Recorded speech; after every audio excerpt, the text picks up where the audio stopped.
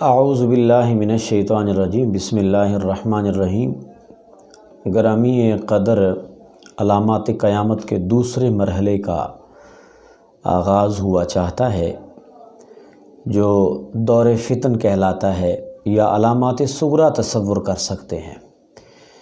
حضور ختمی مرتبت صلی اللہ علیہ وسلم کا ارشاد گرامی ہے کہ بارشیں بہت زیادہ ہوں گی، جس کے بدولت فصلوں کی تباہی ہوگی۔ ویسے تو بارش اللہ تعالیٰ کی رحمت سے تعبیر کی گئی ہے، لیکن بارشوں کی کثرت یقینی طور پر فصلوں کے لیے تباہی اور بربادی کا سبب ہو سکتی ہے۔ تو اللہ تعالیٰ کی یہ رحمت، جس کو بارش کا نام دیا جاتا ہے، اس کی کثرت فصلوں کی تباہی، یعنی اللہ کی یہ رحمت زحمت میں بدل جائے گی۔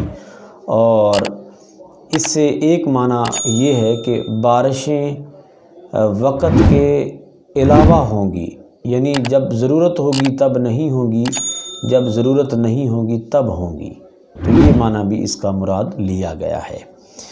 پھر حضور صلی اللہ علیہ وسلم نے فرمایا کہ قرب قیامت قرآن کے پڑھنے والے زیادہ ہوں گے، لیکن قرآن عزیز کے اسلوب کو، اللہ تعالیٰ کے مزاج کو، اللہ تعالیٰ کے رسول کے مزاج کو سمجھنے والے کم ہوں گے۔ پھر حضور صلی اللہ علیہ وسلم نے فرمایا کہ مالدار بہت زیادہ ہوں گے، دولت کی کثرت ہوگی لوگوں کے پاس، لیکن حضور نے فرمایا کہ وہ خائن ہوں گے۔ پھر آپ نے فرمایا کہ تقوی کی بات محض رسمی ہوگی۔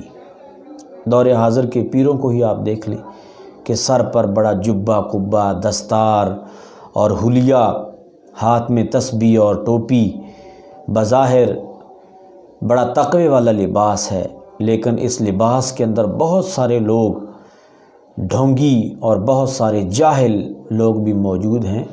الیاذ باللہ، اللہ محفوظ فرمائے ایسے لوگوں سے، لیکن سب کا حال ایسا نہیں ہے، یعنی تقوی کی بات محض رسم کے طور پر ہوگی۔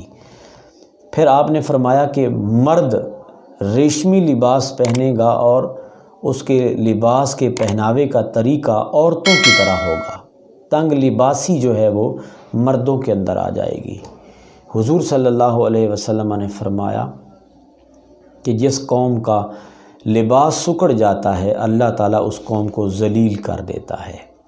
تو تنگ لباسی آج ہمارے معاشرے کے اندر ایک بہت بڑا فتنہ ہے کہ مرد جو ہیں ان کے لباس جو ہیں وہ بہت چھوٹے ہو رہے ہیں، اور عورتوں کے لباس بھی بہت چھوٹے اور تنگ ہو رہے ہیں۔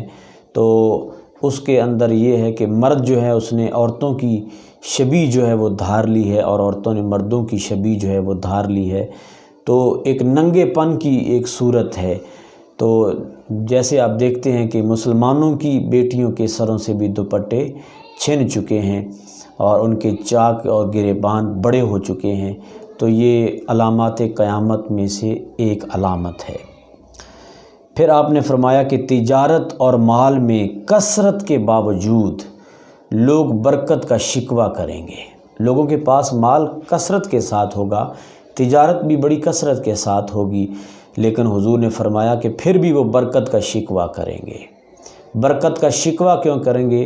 کیونکہ تجارت کے اندر اسلام کے اصولوں کو مد نظر نہیں رکھا جا رہا ہوگا، اور اسی طرح تجارت کے شرعی ضابطوں کے مطابق جو ہے وہ تجارت نہیں کی جا رہی ہوگی، اور مال بنانے کی صورت میں رشوت زنی، گھوس خوری، کالا بازاری اور سود خوری ہمارے معاشرے کا آپ دیکھ رہے ہیں کہ بنیادی حصہ بن چکا ہے۔ تو اگر اللہ تعالیٰ کو ناراض کر کے کمایا جانے والا رزق چاہے جتنا بھی زیادہ ہو جائے، اس کے اندر برکت کبھی ہو ہی نہیں سکتی۔ اللہ تعالیٰ محفوظ فرمائے۔